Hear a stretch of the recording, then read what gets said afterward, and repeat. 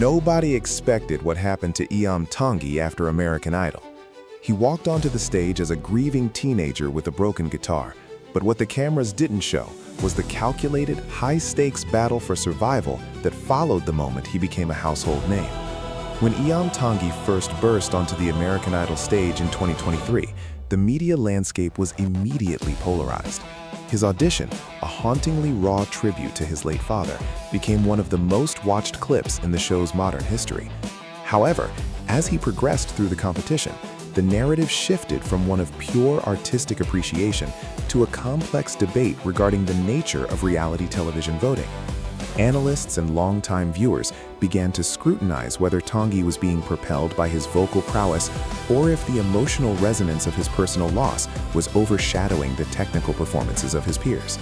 This led to a wave of online discourse where accusations of a rigged outcome surfaced, suggesting that the production was leaning heavily into his backstory to manufacture a specific type of winner. In reality, this is a common trope in competitive reality programming. Yet Tongi became the focal point of a larger societal conversation about the ethics of capitalizing on grief for entertainment value.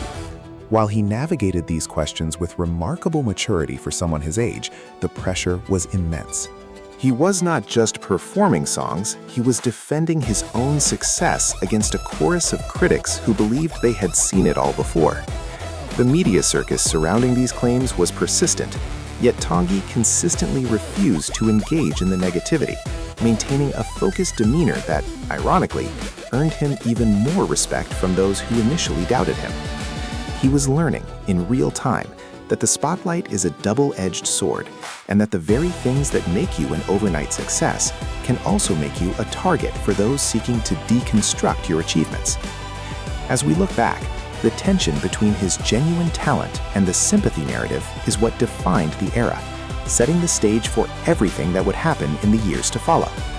And while the critics were busy arguing over the fairness of the competition, Tongi was quietly preparing for the next phase of his career, one that would be defined by much more than just a single audition.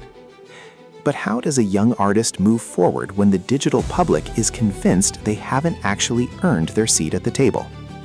The discourse regarding rigged competition results is something of a tradition in the world of talent searches, but the volume of chatter surrounding Iam Tongi's win was distinctly loud. Industry experts point out that when a contestant with a compelling backstory succeeds, there is almost always an inevitable pushback from cynical segments of the viewing public. Tongi found himself at the epicenter of this, with news blogs and social media threads dissecting his every move. Some claimed that the voting mechanics favored specific emotional arcs, while others argued that the judges were swayed by factors unrelated to pure vocal technique. This is where the idol curse usually begins, a state of limbo where an artist is defined only by the competition that produced them, rather than their own identity. However, Tongi's approach to this was calculated and disciplined. Instead of reacting to the daily headlines or the vitriol found in the comments sections, he pivoted. He understood that the best way to invalidate the lucky or sympathy vote claims was to prove that his work ethic in the studio matched the energy he displayed on stage. Many observers missed the nuance of his transition. He wasn't trying to change the minds of the critics in the comments, but rather to build a foundation that would exist long after the final credits of his season rolled. This period of his career was marked by a strategic withdrawal from the controversy, choosing instead to focus on building a library of original material. It was a classic rebuild strategy, a way to distance himself from the narrative that had been imposed upon him by the show's producers and the public's assumptions. By refusing to lean into the drama, he effectively robbed the critics of the content they needed to continue the cycle of outrage. It is a testament to his character that, during a time when many young artists would have struggled with the intense scrutiny, he remained grounded. He was effectively dismantling the idea that he was a product of the machine, even while the machine was still technically managing his public profile. His resilience during this phase served as a bridge, moving him from the status of a reality show participant to an independent recording artist. And as the dust finally began to settle, the public started to realize that the person they were seeing wasn't the character the media had painted, but someone with a clear artistic roadmap. But that was only the beginning of a transformation that would soon shock everyone. We've all seen the stage photos, but what was happening behind the curtain while the cameras were turned away from the spotlight? In the high-stakes environment of the music industry, image is often as scrutinized as the music itself.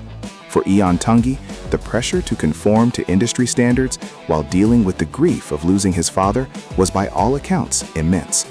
While the public was focused on his singing, he was undergoing a quiet internal process that eventually manifested in a dramatic physical transformation.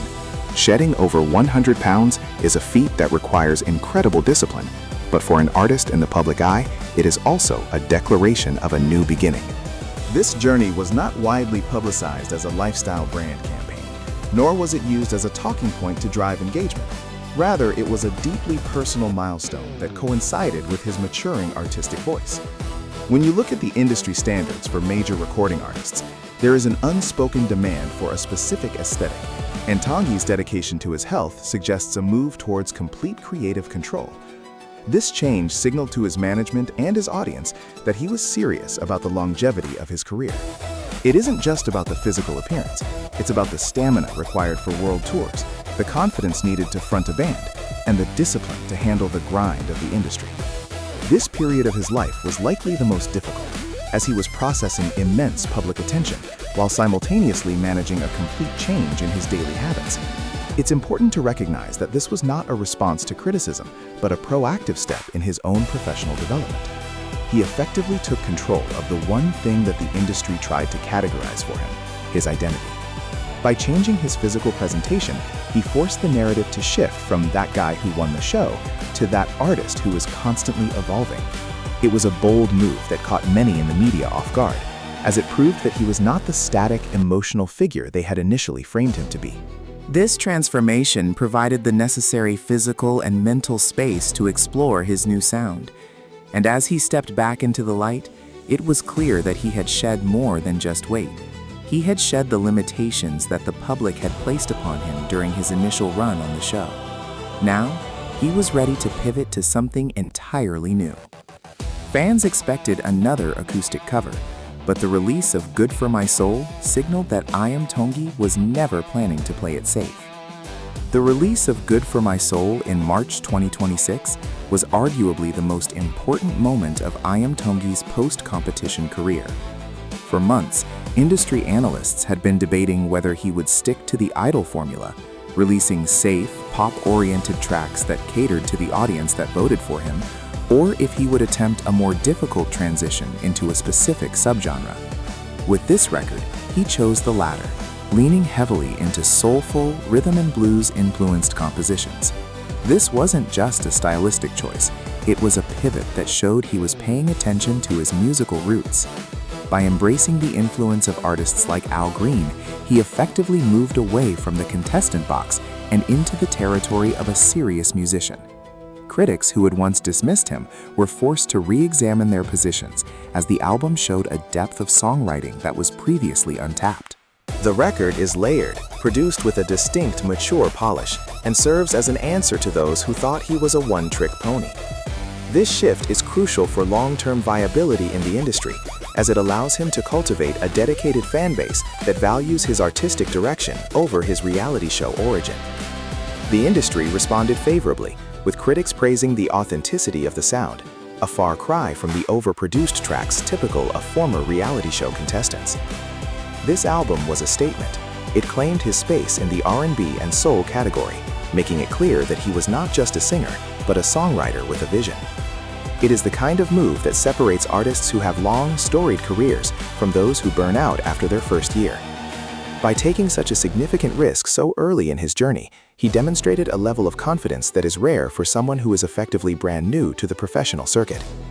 The album's success or failure would decide his fate for the next 5 years, and the early returns indicate that he made the right call. The audience, while perhaps confused at first by the shift, has largely followed him into this new territory, proving that the bond he built with them was deeper than just a single hit song. But there was still the issue of how he would handle his past, specifically his return to the stage that started it all. Was his return to the American Idol stage a step backward, or was it the ultimate power move to finalize his departure from the show? When Iam Tongi appeared as a guest on the 2026 season of American Idol, there was a lot of speculation about what this meant for his career. In many cases, returning to a show that made you famous can feel like a step backward. a subtle admission that you need the platform to stay relevant. However, observing his performance, it was clear that the dynamics had changed. He wasn't there as a supplicant, he was there as a peer. This was a victory lap. He moved with a level of comfort and authority that was entirely absent during his season, showing the current contestants what the next level of the industry looks like. This type of appearance is essential for maintaining visibility in an era where the news cycle moves at lightning speed. But it also serves as a final graduation from the show's ecosystem. By performing alongside the current hopefuls, he underscored just how far he had come in a relatively short amount of time. The producers, of course, loved the ratings boost, but for Tongi, it was a way of reclaiming his narrative. He showed the world that he could return to the scene of the controversy and command the room with a new professional identity. This was the moment where the idol tag started to fall off, replaced by the reality of him as a working artist. He wasn't asking for votes anymore. He was selling a concert tour. Presenter, TV host. This nuance was lost on some, but for those in the industry, it was a masterclass in rebranding. He used the platform to reach the exact audience that would be interested in his new soul-focused direction, effectively converting the show's viewers into his personal concert-goers. It was a strategic, cold-headed move that displayed a maturity well beyond his years. The performance was polished, his voice was stronger than it had ever been, and the confidence he exuded was contagious. It was the definitive end of the Grieving Kid with the Guitar chapter and the official start of his professional life. And what happened next, as he continued his tour across the country, would solidify his standing in the industry. As he navigates the industry in 2026, the question is no longer whether Iam Tongi can win a show, but whether he can change the landscape of the music industry itself. Looking ahead, the trajectory of Iam Tongi's career in mid-2026 is one of the most interesting case studies in modern music. He has survived the initial wave of scrutiny, navigated the difficult transition from television contestant to professional musician, and successfully pivoted his style to something more sustainable. The challenges he faces now are entirely different. No longer is he fighting for a win, but for relevance in an oversaturated market. However, his current momentum, backed by his recent album and his active touring schedule, suggests he is in a prime position to build a long-term career. He is no longer defined by his tragedies or his controversies. He is defined by his output. This is the goal of any artist emerging from a high-profile competition, and it is a milestone very few achieve. The industry remains fickle, and the "what have you done for me lately" mentality is always present. But Tongi has proven that he possesses the resilience to handle the highs and lows. His future is not guaranteed, no artist's is, but he has effectively cleared the path that usually traps reality show winners. Whether he continues to experiment with his soul-influenced sound or takes another turn toward a different genre, the core of his audience seems prepared to stay the course. The lesson from his journey is one of persistence and strategic rebranding in the face of immense public pressure. He has managed to turn a platform designed to commodify his personal life into a foundation for a career that he directs himself. As he moves through 2026, the focus will undoubtedly be on the next tour, the next record, and the continued evolution of his sound. The question remains, can he turn this momentum into a decade-long career? Based on the last few years, few would bet against him. He has learned to ignore the noise, focus on the craft, and let the results speak for themselves.